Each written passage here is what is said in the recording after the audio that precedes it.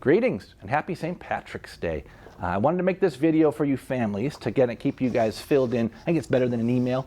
Sometimes things get lost in the email shuffle, but I want to keep you posted as to what's happening in class, and there's a push we're making here in 4th grade as we lead up to spring break, and then so we can get going right after spring break and take off like gangbusters. We're having a little bit of trouble with personal responsibility. Not every student. There are a few students who are very diligent about getting their work done at home. And it's interesting because we refer to it as homework, but if it's thought of a little differently, it's really just the work they should be doing in the second half of their school day. So they're only here for 2.5 hours, and then when we send them home, there's another hour or so of work to be done. Not homework on top of that, but that's just kind of the second half of their school day.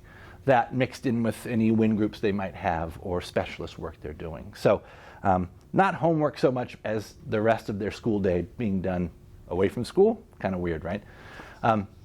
Behind me on the board, you'll see our latest kind of art project / mural. Every student's got their own rowboat, and they're in a sea of watercolor, and it goes on this way. I'll show you in a second how far the mural goes down. The reason we chose rowboats and watercolor is because a handful of years ago, I took a class to the Gig Harbor History Museum on a field trip. And they had taken a one-room schoolhouse and reconditioned it, and my students dressed up as if it was 100 years ago. And they brought lunches as if it was 100 years ago in glass jars and cloth bags, and we all had a great time. They actually attended class for about an hour with chalkboards, and one of the people from the museum was dressed up as a school teacher. They mentioned something there that stuck with me since that trip, and it was that once students in the Kitsap Peninsula over 100 years ago finished up with that elementary, partly middle school education, that was it. There weren't any high schools over in this part of the country, or this part of the county. So your nearest high school was Stadium High School in Tacoma.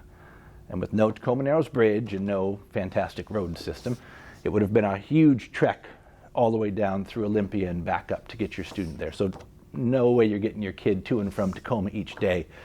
So you had a couple choices. If you really wanted that education, you either brought them to school and they stayed there like a college situation, or, this is the part that got me, students would row to school each day. And so it's about 10 miles from Gig Harbor to Tacoma across the Puget Sound on a daily basis in October, November, December. That's some pretty harsh water and a pretty rough row, I imagine.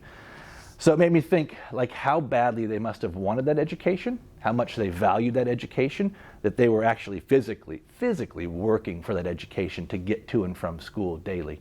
And then it makes me think sometimes about our situation and who kind of metaphorically is rowing themselves to school.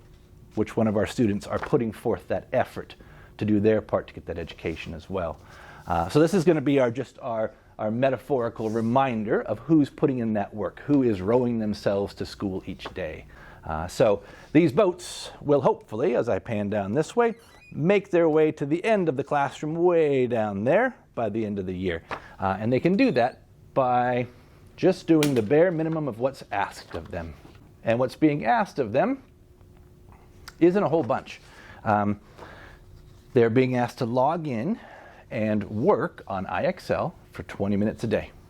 There aren't specific assignments I'm giving them. They all should have gone in, taken kind of a test, and then IXL is telling them which skills they need to work on next. So that's good news. They also need to be logging into Lexia 20 minutes a day. Again, totally self-paced. No two kids are at the same spot in Lexia. As they work through Lexia, it lets them go on further and further, totally self-paced. Every Wednesday, I put an assignment or so into Seesaw. So those Wednesdays when we don't have kids coming in, I'm still posting assignments in Seesaw, and on those days, still 20 minutes Lexia, 20 minutes IXL. The new piece to the puzzle is this. Because this is going to be our weekly reading log. This is going to be something that families are going to have to figure out a way to sign this thing. I'm asking for 20 minutes of reading a day. If it sounds familiar, it is. 20-20-20 is what I've been talking about since we came back, which is 20 minutes Lexia, 20 minutes IXL, 20 minutes of reading. So this is going to be a way that we can track whether somebody's been doing their 20 minutes of reading. They're going to simply write down what they've been reading and for how many minutes, and you're just vouching for it. This isn't you having to sit down and read with them for 20 minutes a day. And truthfully, I am very open to the way this looks. If they're sitting down reading a book, chapter book, great. If they're reading a graphic novel, fine by me. If they're reading to a younger sibling, if they're reading Cat in the Hat to a first grade nephew, I'm still fine with that. I just want to get them reading at the house. So 20 minutes of reading, and this is going to be vouched for. And I know that not every single night is a great night for homework/reading. Things happen. People have to be going to grandparents' house because I have to go to work, and then there's soccer practice or there's baseball tryouts. I get it. So I'm going to be counting the points up at the end of each week, and I'll be tallying up those reading minutes again at the end of the week. So if you don't do the reading in one night, that's fine if you just double up and make up for it the following night. So 20 minutes of reading each night leads us to 100 minutes of reading a week. So if you do 20 minutes a night, that's fantastic. That builds a nice routine. But if a couple nights won't work, as long as you double up other nights, I'm fine with it. I'm fine with it. So thank you so much. I want to keep you posted as to what's going on. And when you start seeing these half sheets, yellow sheets come home, I want you to know what they are and kind of why we're going at it. If you have any specific questions about your student, please feel free to email me and I'll give you a full rundown of what's in, what's out. Have they been doing stuff? Have they been kind of not doing stuff? I'm more than happy to do that. Thank you. Have a wonderful day.